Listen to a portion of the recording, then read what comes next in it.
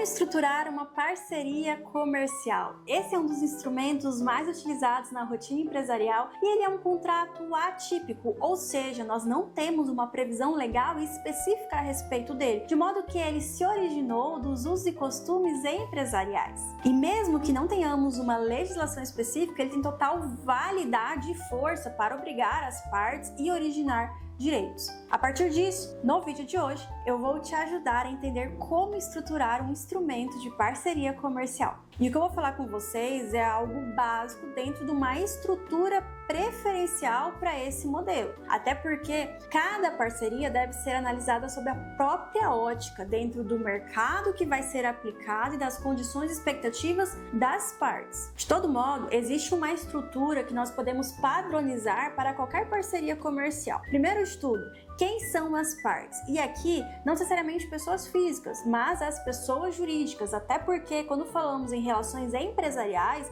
nós não estamos falando com pessoas físicas, estamos falando com empresas, por menor que ela seja. Já esse é um grande ponto a se atentar para que não haja logo nessa qualificação o indício de subordinação, o indício da pessoalidade. E é óbvio, em algumas parcerias comerciais você precisa especificamente da pessoa. E isso por si só não é o que vai caracterizar o vínculo empregatício, até porque são outras características que se cumulam para vir o vínculo empregatício. Mas essa é uma delas, nós precisamos também nos atentar. Quem são as partes? Aqui, quem assinará esse instrumento de parceria são aquelas partes que estarão obrigadas a, unidas, buscar o lucro desse negócio. Até porque quem se une para uma parceria comercial, assim se une porque juntas elas terão maior força para fazer crescer aquele negócio. E vejam que ambas entram nessa parceria com o risco de não dar certo. Essa é uma parceria comercial justamente porque ambas são autônomas entre si,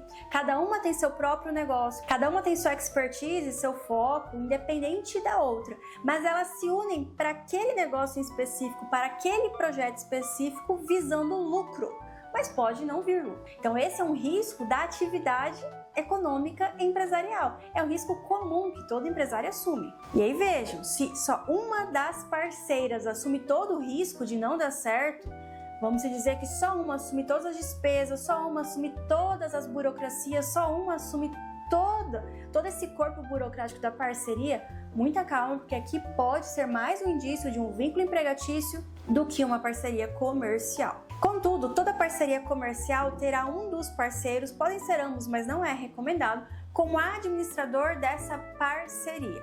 É recomendado que apenas um assim o faça para que seja mais eficaz nessa gestão, porque se os dois estiverem na gestão, fica um pouco mais bagunçado e a gente sabe como que é isso dentro até das rotinas empresariais. Esse administrador, por exemplo, poderá centralizar os pagamentos para que depois haja o repasse do percentual. Isso porque para que ele consiga fazer o pagamento de despesas sobre aquele negócio, para que ele consiga fazer o pagamento de fornecedores, de prestadores de serviços, de outras empresas a serem contratadas, para que ocorra esse negócio que eles se uniram para a parceria comercial. E isso por si só não caracteriza vínculo de emprego, até porque com uma boa gestão empresarial nós precisamos ter essa centralização para que haja os devidos pagamentos e para que a rotina empresarial assim flua tranquilamente. E aí nada impede que um fique responsável por essa gestão, em razão da sua expertise, e o outro fique responsável por outra entrega específica, como um serviço,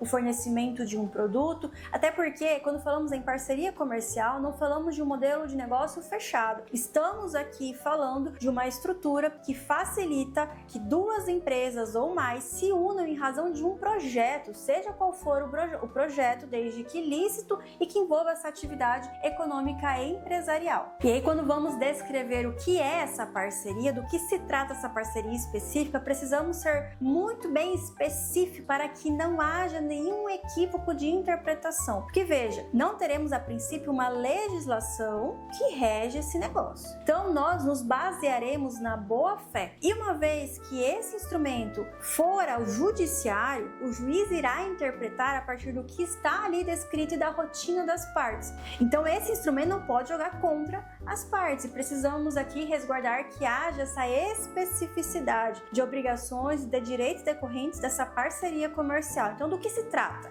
Sobre o que é, quando ela começa, quando ela termina. É sobre um projeto específico? É sobre mais de um projeto? É sobre um novo negócio? É sobre a ideação?